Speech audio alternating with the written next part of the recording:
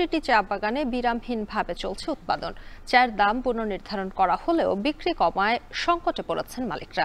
এ নিয়ে জানাতে মৌলভীবাজারের পাত্রখলা চা বাগান থেকে যুক্ত হচ্ছেন এম এ হামিদ। হামিদ, চায়ের উৎপাদন এবং দরদাম নিয়ে জানাবেন।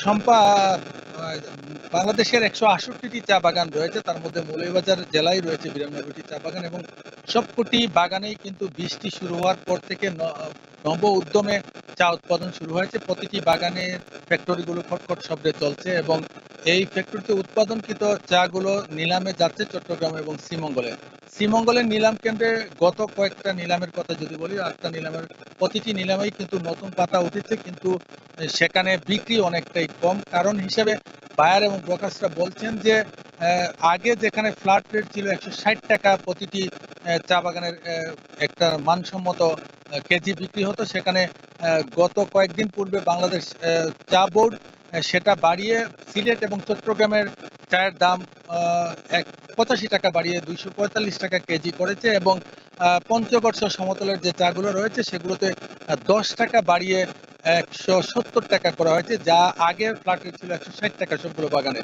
এই বাড়তি দামের কারণেই কিন্তু বাগানগুলোতে যে চা উৎপাদন হচ্ছে সেগুলো নিলামে যখন যাচ্ছে তখন সেটা বিক্রিতে কমে যাচ্ছে। আমি অনেক বায়ারদের সাথে কথা বলেছি, তারা জানিয়েছেন যে মানের চা উৎপাদন করার কথা, অর্থাৎ 2+ বা 3+ মানের যে চাগুলো আছে সেগুলো কিন্তু ২৪৫ টাকা দামে বিক্রি করা যাবে, কিন্তু এর নিচের যে মানগুলো আছে সে মানে কিন্তু ২৪৫ টাকা কেজিতে চা বিক্রি করা যাবে না। এতে করে চায়ের দাম পড়ে যাচ্ছে এবং চায়ের দাম পড়ে যাওয়ার কারণে বিক্রি না হওয়ার কারণে বাগান মালিকরা সমস্যার মধ্যে পড়েছেন। বেশ কিছু বাগান ইতিমধ্যে বন্ধ ছিল, সেগুলো চালু হয়েছে চা বোর্ডের তত্ত্বাবধানে, কিন্তু তারা নিয়মিত তাদের যে সাপ্তাহিক মজুরি সেগুলো দিতে পারছেন না। বিশেষ করে ন্যাশনাল টি কোম্পানির বেশ কয়েকটি বাগান রয়েছে, সে বাগানগুলোতে এখন পর্যন্ত শ্রমিকরা বলছেন যে তাদের ১১ সপ্তাহের বকেয়া মজুরি রয়েছে এবং যারা কর্মকর্তা কর্মচারী রয়েছেন তাদের ১০ মাসের বেতন ভাতা বকেয়া রয়েছে এবং যারা সর্দার পর্যায়ে রয়েছেন তাদের ৭ মাসের বেতন বকেয়া রয়েছে। আমি এই বিষয়ে কথা বলেছিলাম এনটিসির ঊর্ধ্বতন কর্তৃপক্ষ জিএম পর্যায়ের একজনের সাথে। তিনি বলেছেন যে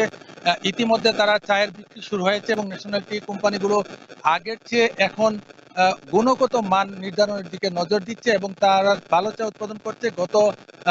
তিনি বলেন যে প্রেমনগরের চা গত নিলামে ২৭১ টাকা কেজিতে বিক্রি হয়েছে। তিনি বলছেন যে এই জুলাই মাসের মধ্যেই যে বকেয়া পাওনাগুলো রয়েছে সেগুলো তারা পরিশোধ করতে পারবেন। এছাড়া অন্যান্য বাগানের অনেকের সাথেই আমি কথা বলেছি, তারা বলছেন যে চায়ের দাম বৃদ্ধির কারণে কিছুটা বিক্রি কমে গিয়েছে। অনেকে কিন্তু কথা বলতে চাচ্ছেন না, যদি কথা বলতে তাদের নাম বলা হয় সেক্ষেত্রে তারা হয়তো চায়ের বিক্রি অনেকটা কমে যাবে এবং এতে করে তারা সমস্যার মধ্যে পড়বেন।